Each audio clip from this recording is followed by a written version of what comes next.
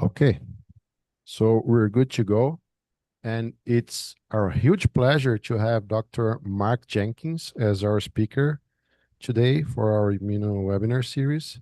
So Dr. Marc Jenkins is a world-renowned scientist. He's very famous for his work on biology of lymphocytes, especially T cells. So he's a Regents and Distinguished McKnight University Professor from the Department of Microbiology and Immunology at University of Minnesota Medical School in Twin Cities. So he has already received several awards from the American Association of Immunologists, including the Lifetime Achievement Award. And since 2020, he's a member of the prestigious National Academy of Sciences of the United States. So thank you very much for accepting our invitation to speak at our seminar series. And it's an honor to have you here. Thank you very much, Dr. Jenkins. Thanks, Diego. Appreciate that. Very kind introduction. It's great to speak with you all and have a chance to talk about my latest research. I should also mention I have a few connections with Brazil. I attended the International Congress in Rio de Janeiro and enjoyed that tremendously. Loved the food, great atmosphere.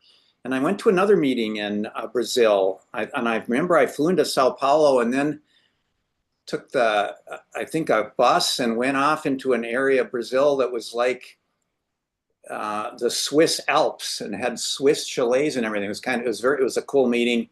And of course I've had a long Campus do Jordão, probably. Yeah, okay, cool.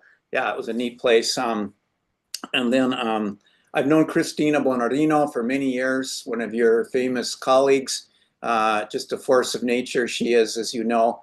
And I've really enjoyed interacting with her over the years and hope to see her again. So again, thanks for inviting me. Appreciate the chance.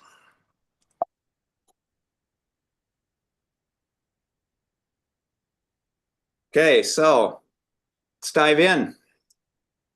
I'm from Minnesota, so I have cold weather humor. You probably never been cold, but it gets cold here.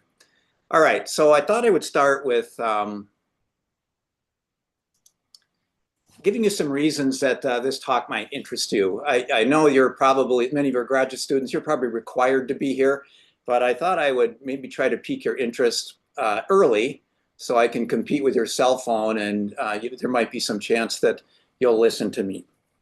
So I'm going to talk about T cell anergy today, which I consider to be the poor stepchild of the immune tolerance field.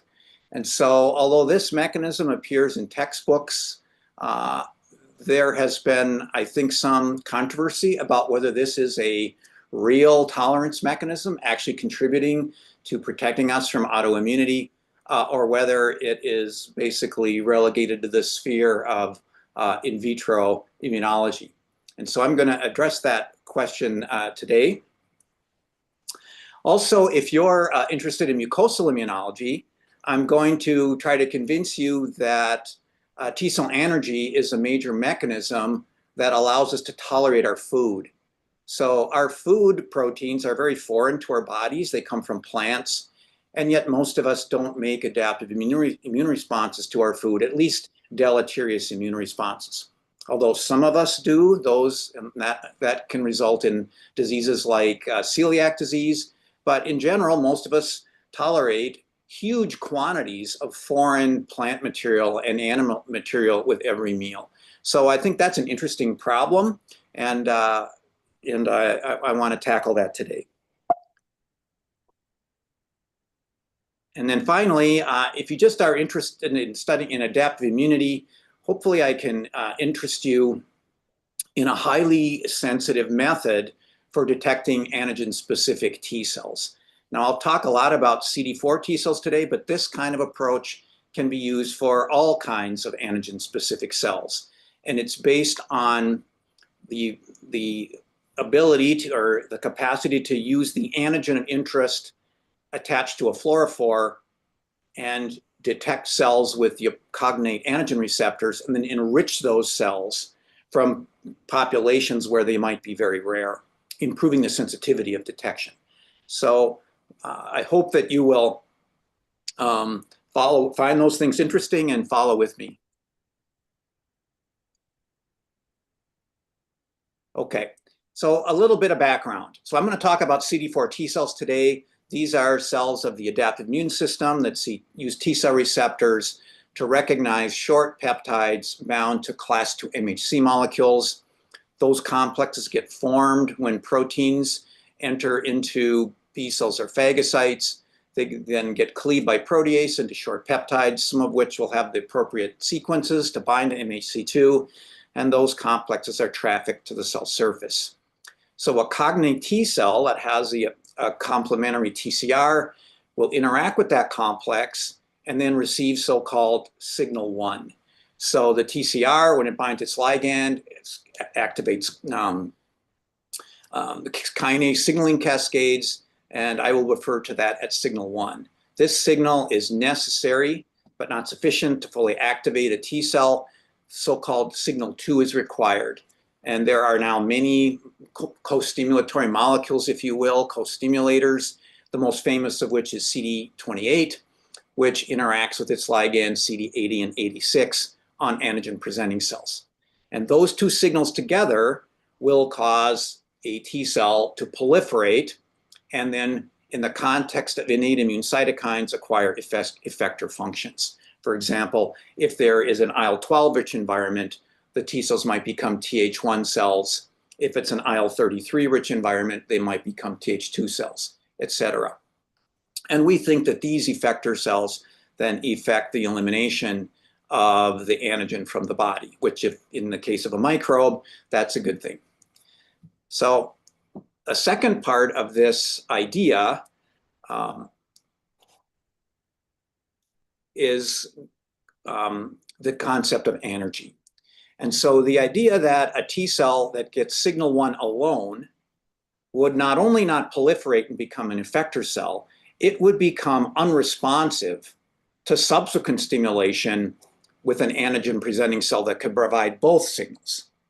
And so this is the concept of signal 1 only anergy. Again, you probably in your courses have been taught this concept. And this is a rich idea. Certainly co-stimulation is a massive thing. It's a huge aspect of our field. But today I want to talk more about the anergy aspect of this. So a little bit of history about CD4 T cell anergy. So as early as the 1920s, luminaries like Chase and Medawar found that if you took foreign antigens and you injected them intravenously or gave them orally to animals, that this would induce some kind of unresponsiveness such that if you tried to later immunize that animal with the antigen and an adjuvant, so an innate immune system stimulator, the animal wouldn't respond. And so this phenomenon languished for many years until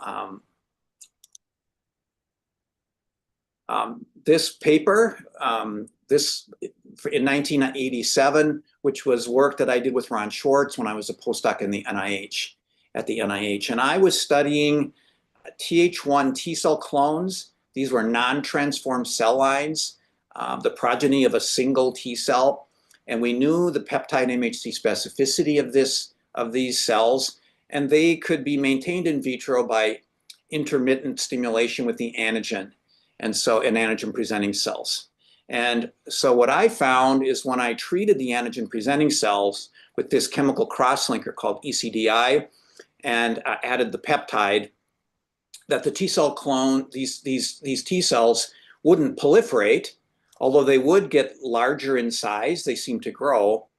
And if I came back later and tried to re-stimulate those cells with viable antigen-presenting cells plus the peptide of interest, the cells didn't respond. And so this idea of non-mitogenic antigen presentation leading to T cell unresponsiveness was, I think, considered the beginning of the T cell anergy field. And in fact, if you go to the AAI, the American Association of Immunologists timeline of fundamental discoveries in immunology, you'll see T and B cell anergy were reported in 1987, along with negative selection in the thymus. 1 year after the Chernobyl nuclear disaster occurred. So you can see a lot of interesting things were happening in immunology in 1987. But T cell anergy was considered to be one of them. So I was interested then in determining whether T cell anergy was a robust in vivo phenomenon. Much of the work from this 87 paper was done in vitro with T cell clones, as I mentioned. So I wanted to know, was anergy an actual in vivo phenomenon? And so at that time, I was developing a method involving the adoptive transfer of T cell receptor transgenic T cells. So monoclonal T cells, we transferred those into normal mice in small numbers, and then we could give the antigen and ask, how did those cells respond? And so and many of you probably have used this system. It's still a very important method in immunology, especially in the CD8 T cell field. OT1 and P14 adoptive transfer is still a huge deal in viral immunology and cancer immunology. But this method was developed in my laboratory to study CD4 T cells. And the first application was to go back to this old phenomenon and see what happened when we gave an antigen without an adjuvant into the blood. And sure enough, these antigen-specific T cells proliferated weakly. They never entered the follicles where the B cells are, and most of them became unresponsive to antigenic stimulation. And so this led to the idea, proposed, by me and others, that T cell anergy could be a mechanism of tolerance to self-antigens that are not expressed in the thymus. So imagine when a female becomes pregnant and now is building a placenta, many new proteins that were never expressed in that female's life before are turned on. And there would be no reason for that to be treated like a foreign antigen, because again, it was never in that female's body before that point. And so it would seem there would be an evolutionary imperative for a mechanism like T cell anergy to deal with extrathymic self-antigens. In addition, maybe antigens that are expressed in a tissue-specific fashion, maybe only in the pancreas or only in other parts of the body, not the thymus. And so I think, and again, we could recapitulate that by simply taking a foreign antigen and injecting it directly into the blood. And we could recapitulate this anergy phenomenon. So that was all well and good, but in 2002, this landmark paper in immune tolerance was published, the discovery of AIR. So a transcription factor that causes ectopic, low-level or speckled expression in thymic medullary epithelial cells of basically all self proteins. And this then would cause the clonal deletion in the thymus of tissue-specific and in theory, developmentally regulated antigens. And so this was a major challenge in my mind to the relevance of T cell anergy as a mechanism of immune tolerance, where this seemed to obviate the evolutionary imperative to have a mechanism like anergy to protect us from our self or developmentally regulated antigens. And so that concerned me a lot, although we went on undaunted to continue to try to study this, especially my colleague Dan Miller, based on a single cell, not a single cell RNA, an early DNA microarray experiment that we did on OT2 cells that we had transferred into a transgenic mouse that we made that expressed OVA under the control of the actin promoter. And so these OT2 cells became profoundly anergic when we did that. Because again, there was no adjuvant, we're just slipping these cells into this mouse using ovalbumin as a surrogate self-antigen driven by this actin transgene. And so we did a DNA microarray analysis, and we discovered that these anergic OT2 cells expressed a lot of two markers, folate receptor 4 and CD73. And then Dan and I did this, mainly Dan, did this experiment, but just looking in your garden variety B6 mouse at the non-Tregs, so the FOXP3 negative antigen experienced cells in the secondary lymphoid organs of B6 mice, and found that about 20% of those cells have this anergic FR4 high, CD73 high phenotype. And he could find these cells in many different mouse strains. And interestingly, in the air knockout, where again, you've got cells that would have been deleted because of ectopic expression in the thymus by air, the increase of anergic cells in the SLOs increased. So air was definitely culling the repertoire of cells that would have become anergic had it not been present. However, even in an air sufficient mouse, there are anergic phenotype T cells in SPF animals. And so a huge question for me then became, are these self-reactive T cells or not? Or are they some odd flavor, perhaps a follicular helper T cell? Because FR4 and CD73 are both TFH markers. Now, Dan showed that these cells do not express CXCR5, one of the canonical BCL6-driven gene products that mark TFHs, but I wasn't sure. And I'm obsessed with antigen specificity. So in any adaptive immune response, I want to know what's happening to the antigen-specific cells. So I didn't really know really how to go about it, because of course, if these are self-reactive cells, the mouse has 25,000 potential proteins of interest. How do you go about even beginning the experiment? But one thing I knew that was a foreign antigen that we have to tolerate is food.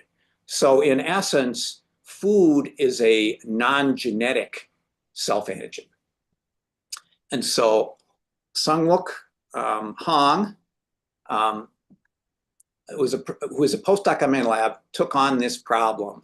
Again, noting that food proteins are very different from the cell proteins of the consumer.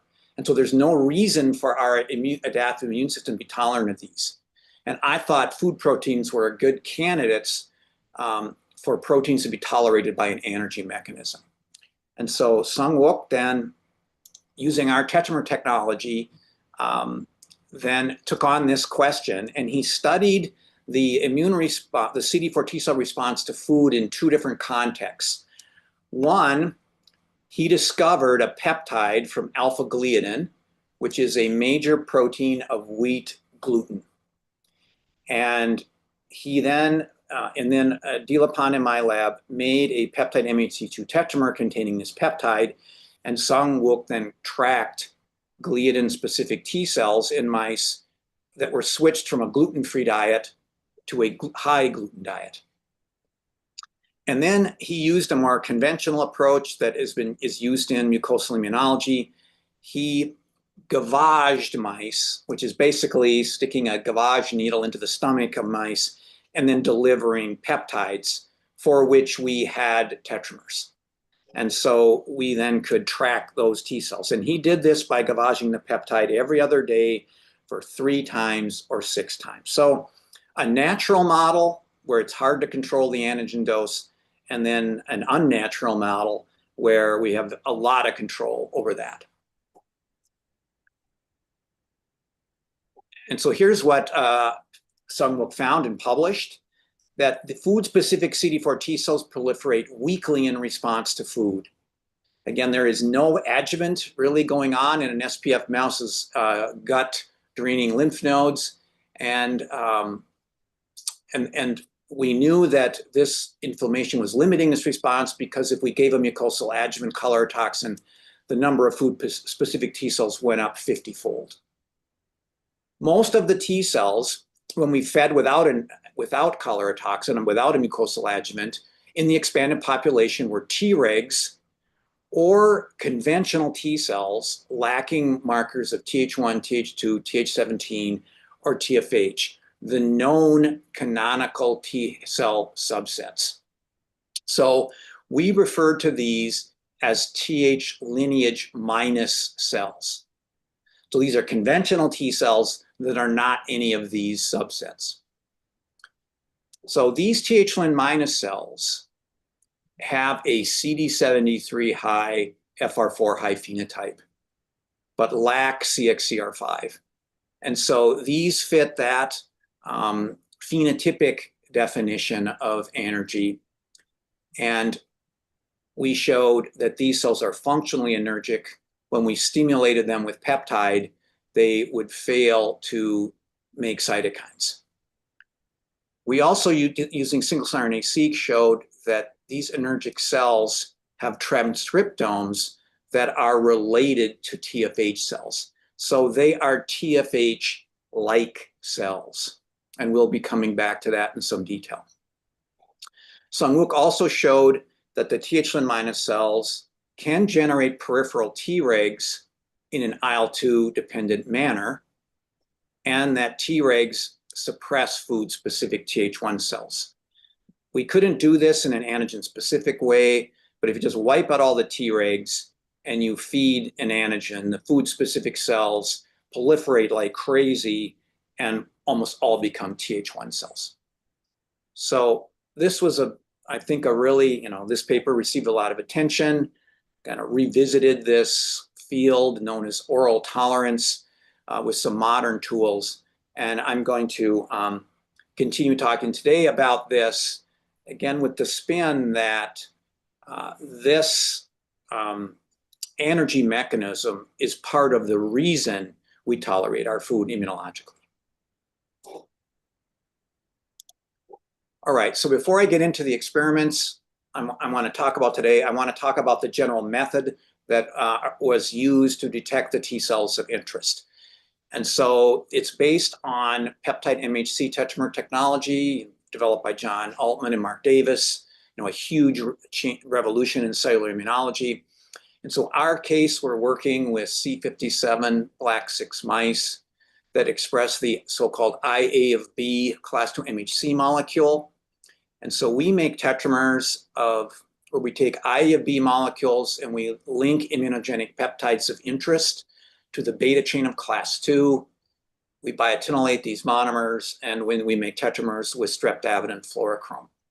And so I'll be talking about different peptides today. For instance, this peptide we call 2W, here's its sequence, a peptide from Toxoplasma gondii, or this peptide from alpha-gliadin that I measure.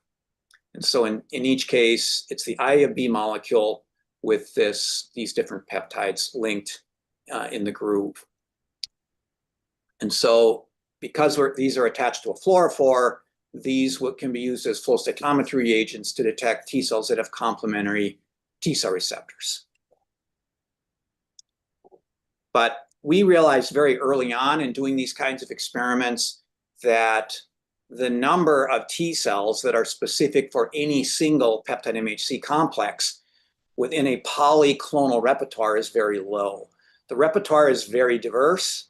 That's a good thing. It lets the host respond to many, many, many different peptide MHC complexes. But when you want to measure any one, then you have a sensitivity issue.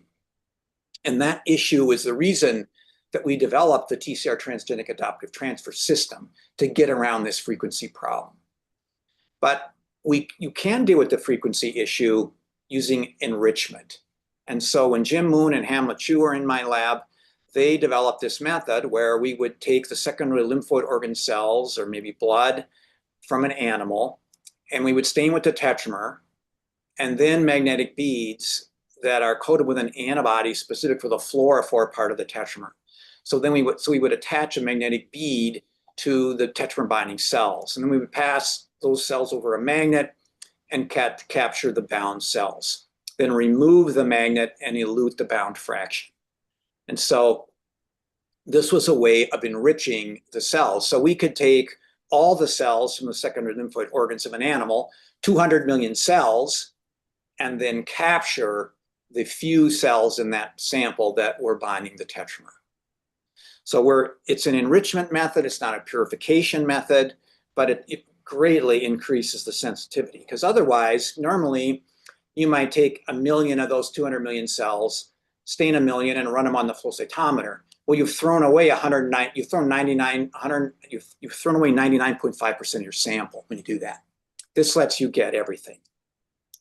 And so here's an example of an enrichment experiment. And in a case where we've immunized mice with the 2W peptide, this peptide is foreign to a mouse, it's highly immunogenic. And if you don't enrich, and you look 8 days after injecting that with LPS as an adjuvant, you can find the tetramer binding cells. But if you look at a naive animal that you hadn't immunized, you can't find any. And it's not because they're not there, it's just because they're below the limit of detection.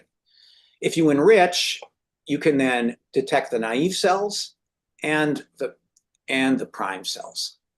And so this increases the limit of detection of the assay about 100-fold. And this is important especially in these immune tolerance studies, because as I'm going to show you, the clonal expansion that occurs in the food-specific T cell populations is very weak because there's no adjuvant effect. And so you need a very sensitive method to detect that. I should also point out that these are polyclonal T cells. So even though every one of these T cells has the same antigen specificity, each cell has a different T cell receptor. And so Jim sequenced 150 TCRs from 2W specific cells. They all had different beta chains. So this is a way to detect monospecific polyclonal cells. And we have done a recent improvement to the technology by enhancing the CD4 binding site on various types of allelic forms of class 2 that makes these tetramers even bind the target populations even better.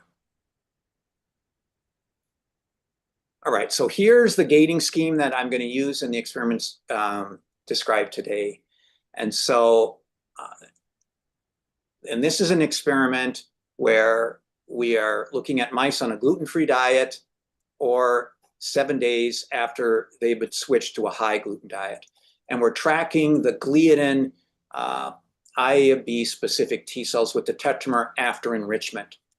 And so we can gate on the tetramer binding cells and find that most of them are conventional T cells, although there are always some Tregs, and we think these are thymically derived Tregs. If you look at the conventional cells, they mainly have a CD44 low, CD73 low phenotype. Most of them are not Th17 cells. They're not TFH cells based on these two markers, and they are not Th1 cells based on these two markers. And most of them express the IL-7 receptor. There is some heterogeneity, which is known in the field for expression of FR4, one of the anergy markers. But as you'll see, the truly anergic cells have way more than that. So if you feed the antigen now, you can see there are more cells. You have increased the fraction of the population that are Tregs. If you look at the conventional cells, they're almost all antigen experienced. But again, very few are Th17s, TFHs, or Th1s. The vast majority are in this Th-lin minus population down here, and they can be split into cells that have IL-7 receptor and ones that don't. Now, in the gavage model, all these upstream gates look the same, but if you look at the Th-lin minus cells, the CD127 or IL-7 receptor low positive population has less FR4 than in the food model. And we think that's because the potency of antigen presentation in the food model or the gluten model is higher than the gavage model. But that's a subtle difference. the Tregs that are present in the naive animals, so like these Tregs in the gliadin population, are almost certainly thymically derived Tregs.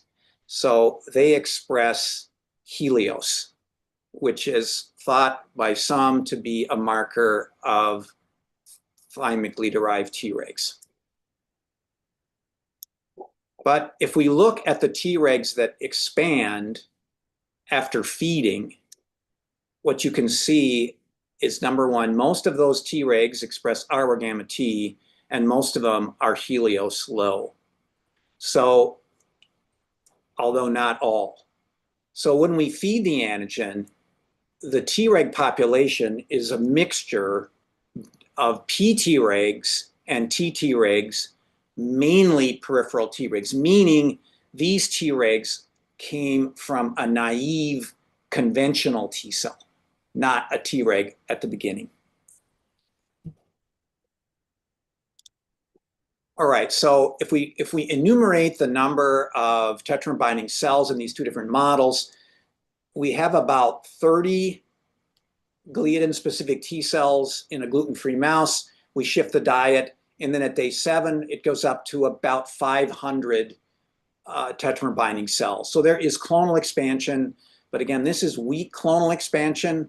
If this was an infection, we would expect this to go up 500-fold. So this is very weak response. And if we keep feeding, in other words, the animal just stays on the high gluten diet, we actually get significant loss of cells. It doesn't continue to go up, it actually goes down. Similarly, if in the peptide feeding model, where we're looking at 2W A and B specific cells here there's about 200 cells in the pre-immune repertoire in an unfed mouse. If we feed, it goes up 3 times. It goes up to about 2,000 cells. If we continue to feed, or gavage, I should say, the peptide, every other day, 6 times, the clonal expansion does not continue to increase. In fact, it goes down a little bit.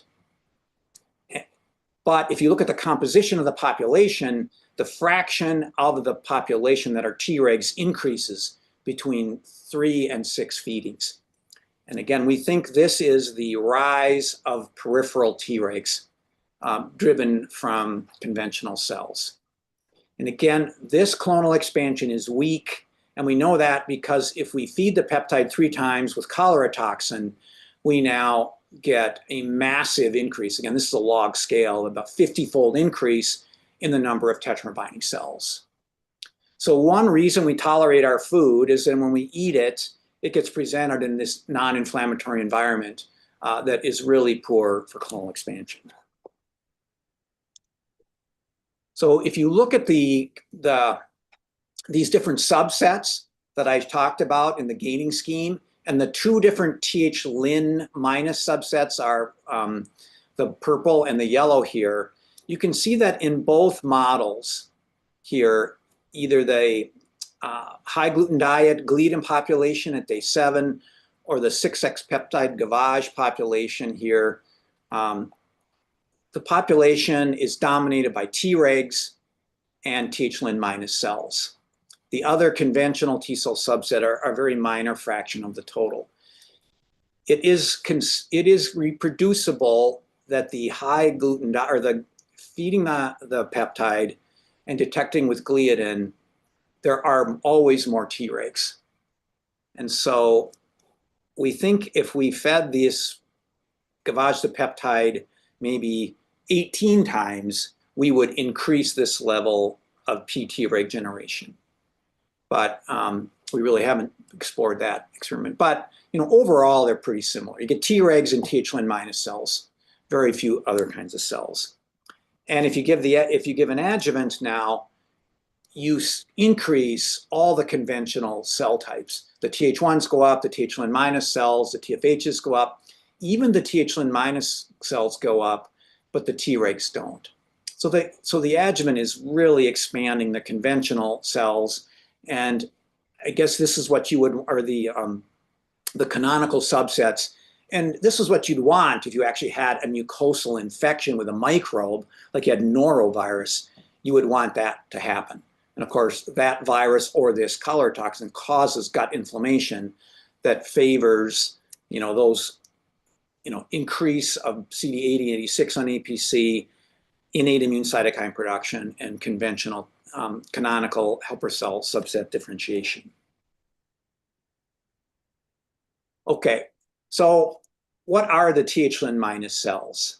And it's not satisfying to define them as by what they're not, but that's kind of what we had. And so Sung-Wook did an experiment where he used this legend screen from BioLegend. I don't know if you know about this, but you can buy microtiter plates that have hundreds of PE labeled different monoclonal antibodies. And so Sung-Wook tested a set with 87 of these monoclonal antibodies, looked at the staining patterns of different kinds, flavors of CD4 T cells, and then did a principal component analysis to look for relationships. And so it was satisfying to see that naive T cells and Tregs are in very different spots on our t-SNE plot here, our principal component plot. They're very different kinds of cells in terms of their surface phenotype. We also had tetramer positive Th1 and Th17 cells that we generated from priming with peptide and Freund's adjuvant. And they also, canonical effector cells were very different from naive and Tregs.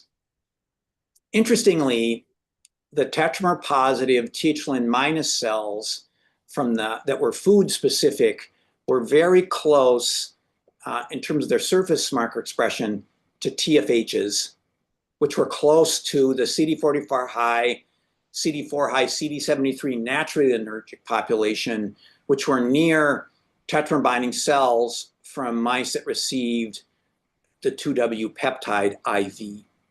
So Th-lin minus cells had surface phenotypes that were similar to TFHs, as did these other anergic populations.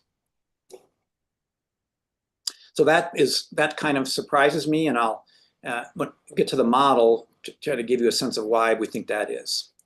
So of course, another way to do this experiment is single-cell RNA sequencing, which we did. And the way we did the experiment is we gavaged mice with two peptides, 2W and toxo, to increase the number of tetramer binding cells in the analysis. And we either gavaged with the 3X protocol, the 6X protocol, or the 3X protocol plus cholera toxin. And then we stained with tetramer, enriched tetramer positive cells, and then sorted those cells, or bulk CD44 low cells to get a naive group. And then we used the 10X system to make single cell libraries and sequenced, and then pooled all the groups together and analyzed the data using Seurat, and then split the groups back out to look at cluster formation.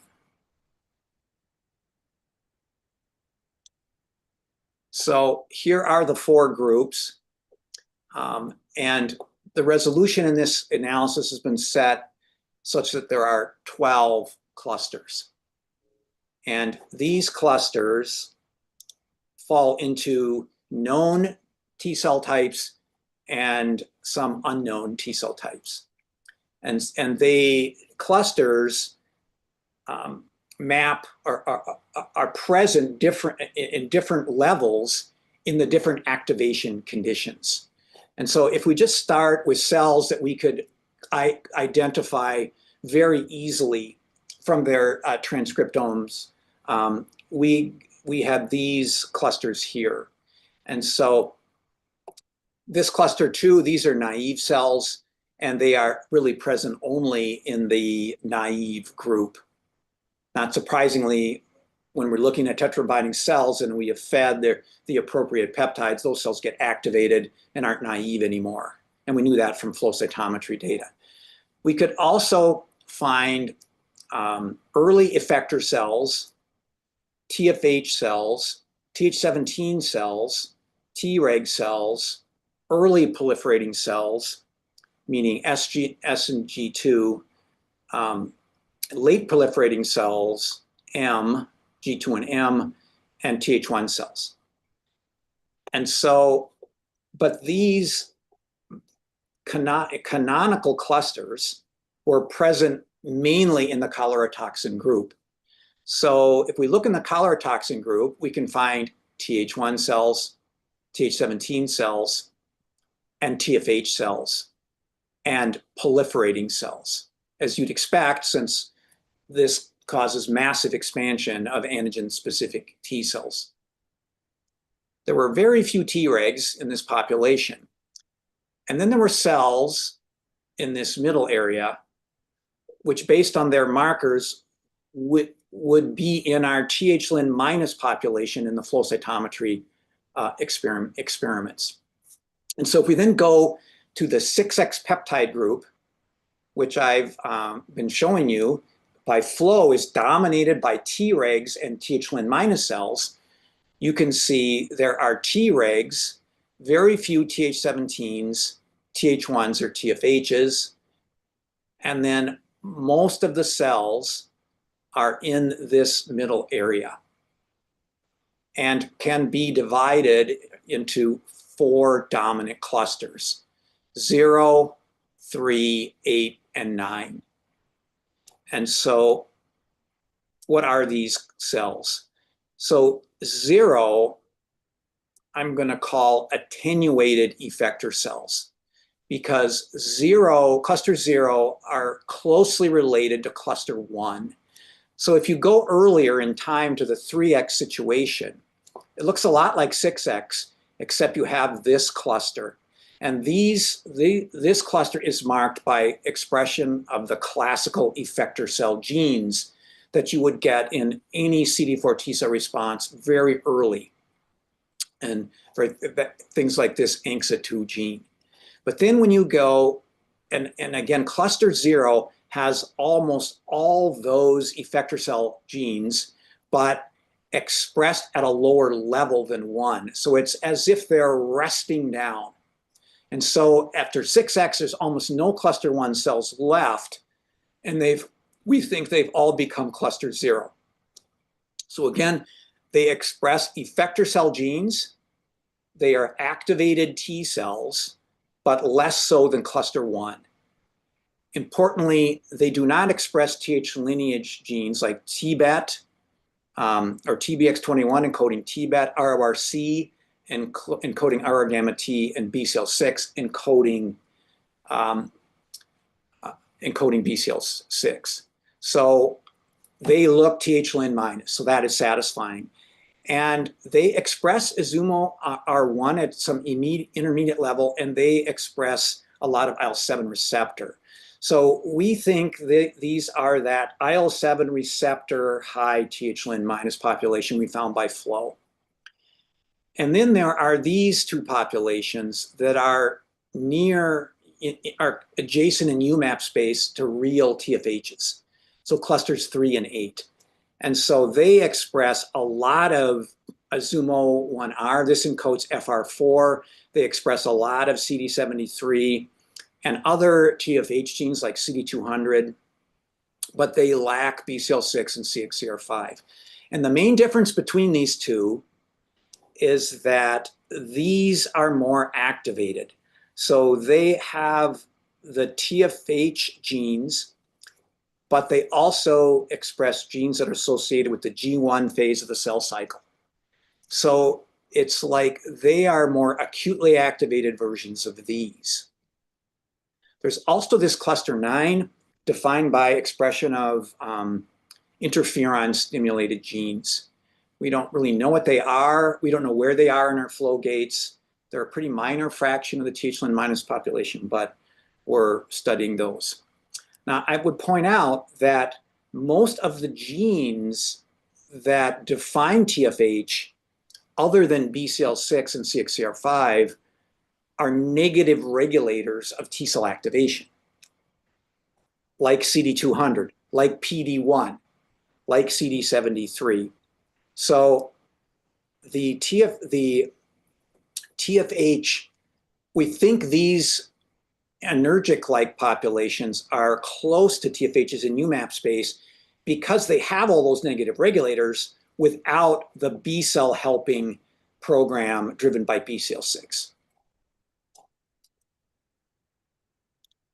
So we think this is our working model for how this is happening.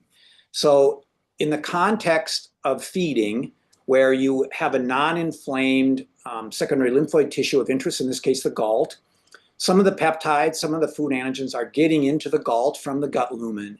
And then dendritic cells in those SLOs now present peptides to food antigen-specific conventional T cells. And this is in the context of low signal 2, if you will, low innate immune cytokines, low costimulatory ligands for CD28. You then get, but there is some proliferation, and you form this early effector cluster 1. And then as you continue to feed, you start to desensitize these cells. So they become tuned to TCR signaling so that the cells actually start resting down even though they're seeing the antigen every other day. But with every feeding, a subset of this population will get enough signal to get activated to enter G1, but those cells stall in G1 and then rest back down to become cluster 3. Some of the cells also become ROR gamma T positive Helios low PT regs. And we think that, as we'll get to in a minute, as shown by Sung Wook, these cells are suppressing TH1 differentiation.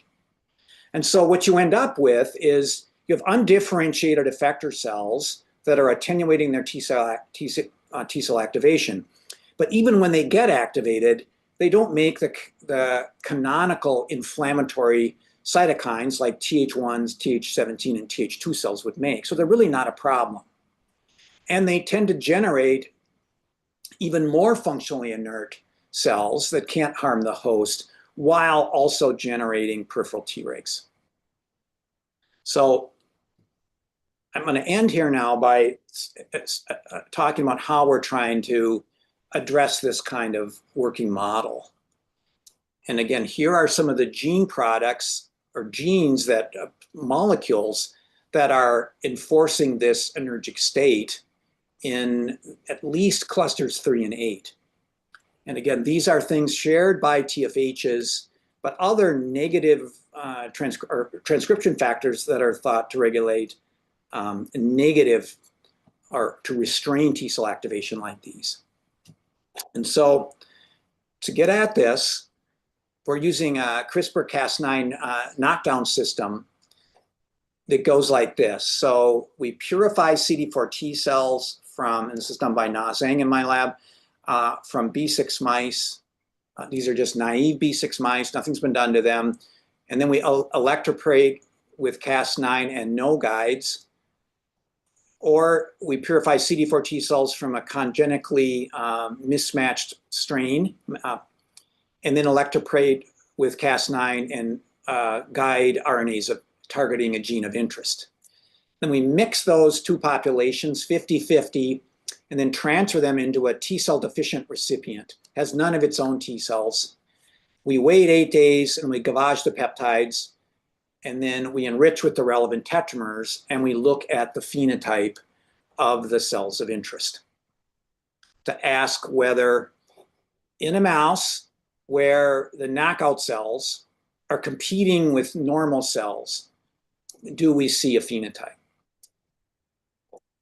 So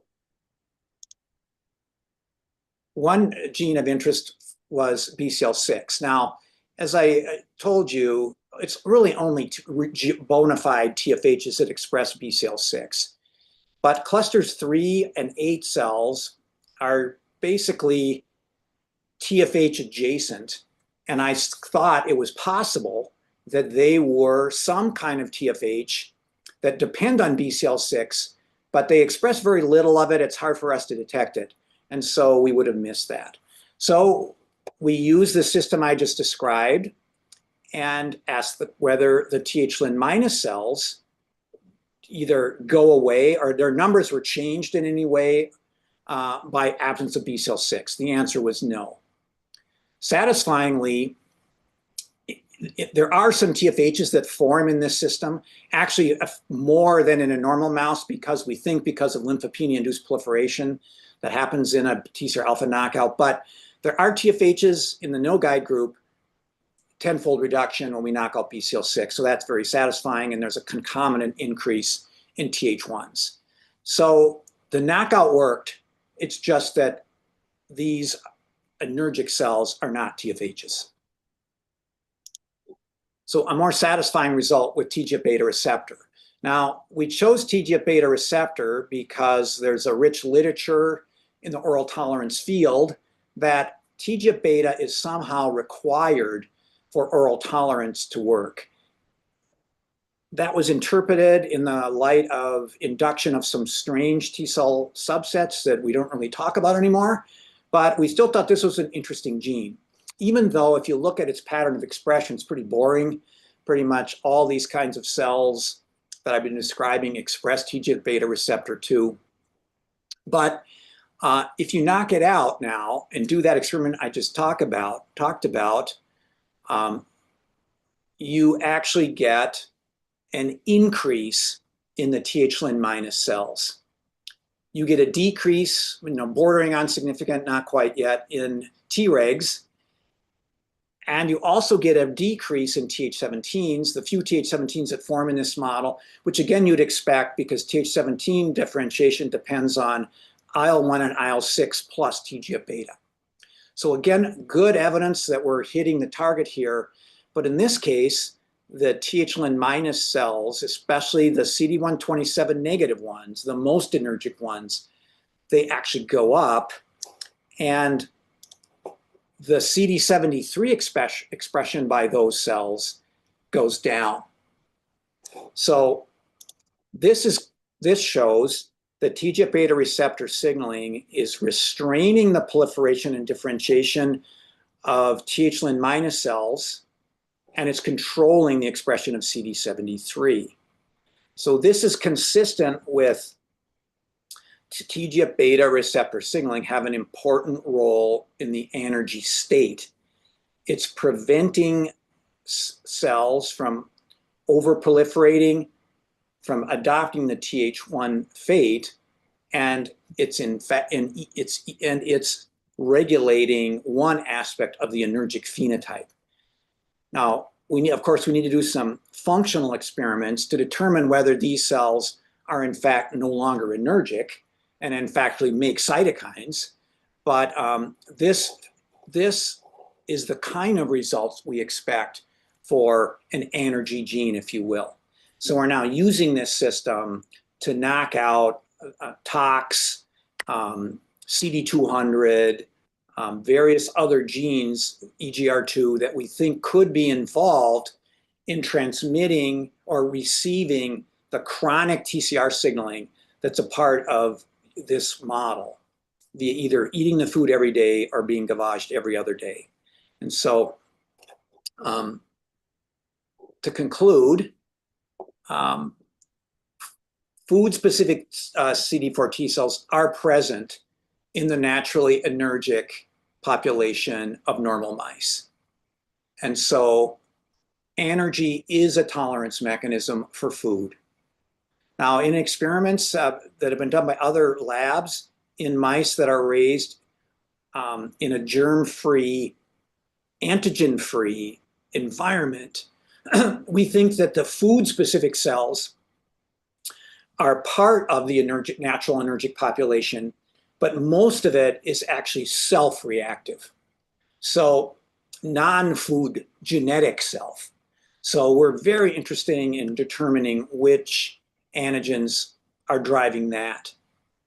And so I like the idea that air is not a perfect intrathymic filter, and there are air-regulated populations that are escaping the thymus entering the proliferation, or entering the periphery, the secondary lymphoid organs, and become anergic there along the lines of what I just showed you.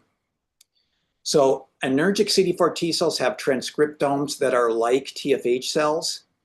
And we think that this happens because of chronic TCR signaling in the absence of STAT3 driving cytokines like IL-6 and IL-21, which are needed to get bona fide TFHs. And we think TGF-beta receptor is playing an important role, probably in this population, in restraining these cells and promoting their restraining their proliferation and promoting their movement down this pathway. So I'll leave that slide up there now. Maybe it's helpful for questions, and I'll take any if there are any. Thank you for your attention.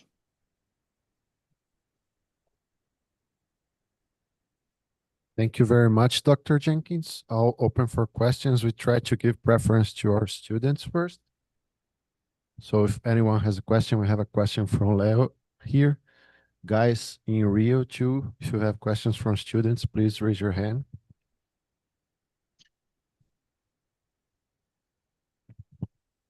Well, hello. It was a very nice presentation. Actually, I don't know if I misunderstood, but you said that the majority of the T helper lineage negative cells will become Tregs. But do those Tregs express Hor gamma T? Yeah, so in experiments where Sung Wook basically purified cells like this from fed mice, so the anergic-like cells, so conventional T cells, transferred them into new mice and continued feeding, about that resulting donor-derived population was about 30% Tregs, and they expressed RR gamma T. So we think that's evidence for this kind of path, but I'm a little surprised that, and we fed for like 2 weeks, that more of them didn't become PTregs in that scenario. So there could be a path, like, you know, directly from the naive cell here to this. We're not sure. And have you tested if those Tregs that become Treg because of the other T helper lineage negative cells are functional? Are they functional Tregs? Yeah. Haven't tested it. Haven't tested that. All we've done is when we feed the antigen, if we wipe out all Tregs, including these, you get a massive outgrowth of Th1s. Yeah, thank you. All right, so you guys have questions? We have a question here too. Do you want to go first there? I saw Bruno raise his hand. Is a student, Bruno? Hi, we don't have questions from students. It's a question of mine. Do you prefer we have a to question ask for a first? student here. So can we Okay. go ahead with him, then you ask? Okay. Amazing presentation. I have a question. For example, did you know this cell for TA line in modulate the cancer, for example, suppression or increase the cancer? That's thanks for asking that question. ImGen T, I don't know if you're familiar with ImGen. You've probably been to their website to look at gene expression in your favorite cell types. ImGen T has just done this big experiment focusing on T cells, looking at transcriptomic experiments done by 50 different labs, many different kinds of conditions, lumped all the data together, and sure enough, there's a cluster I, that is adjacent to follicular helper cells that has the anergic phenotype. And if you look at the kind of experiments where those cells are coming from, lots of cancer experiments. So cells in tumors or tumor-associated lymphoid tissue have a lot of anergic cells. And so I think, you know, cancer is the perfect scenario to generate these cells. Again, that tumor is expressing self-antigens, or even if they're neoantigens, they're expressed in a non-inflamed chronic antigen presentation situation. So I think there's a lot of these in cancer. Thanks. Wanna go ahead, Miriam, Bruno? Thank you, Diego. Hi, Mark. Thank you very much for your talk. It's really beautiful to see the data put together. I have a couple of questions. One of them is, were you able to sort the cells that would be related to cluster 8 and cluster 3 according to their surface markers to re-stimulate them in vitro and see how, if they respond and if they are responsive as we would expect? And the second question is, I didn't catch which organ you dissected from the chimeric mice, the chimeric T cell transfer. Second question first, SLOs, all SLOs. Oh, okay. And do you think that the absence of gamma delta T cells could impact in any way this phenotype? We're working on a new model where we do light irradiation of the recipient, and we transfer those 2 cells in. There's less lymphopenia-induced proliferation. The system's less perturbed. And I think that's going to be a better way to do the experiment. Guilty as charged. The tough part of that is if you do that in experiment without LIP, there are basically so few TH1, TH17s, or TFHs to study, you can't determine whether your gene knockout affected them. But, you know, we're not really going to break new ground there. We're going to break new ground on anergic cells, and so we're going to that model. We wish we had a way to separate cluster 3 and 8 by flow cytometry. All the markers, all the differentially expressed genes that are abundant are either inside the cell, we don't have an antibody, and I think that's going to be critical to work this out, because if we prevented cluster 8 from forming from, or 3 from forming from 8, or vice versa, we would have to detect the one without the other, and it might be a very small difference otherwise if we had them lumped together. So, but we recognize that as very important. Okay, thank you very much. Right, I think there's a question from Maria Bello as well, and then we have 2 questions here. Wanna go ahead, Maria? Yes. Okay, thank you. So very nice to see you here, Mark. I was in the meeting in the mountains in São Paulo, is the Campus do Jordão, SBI in 2012. I remember you were very surprised to see the Swiss landscape in Brazil. Yeah, I was, but it was great. So thank you very much for your talk. So I would like to know, are those follicular helper-like cells, are they terminally differentiated? I mean, or are they retain some kind of plasticity? Or is, I mean, is there some way back from anergy? Or is it? That's a great question. We don't know. We've done experiments where we gavage and then we stop gavaging and just wait.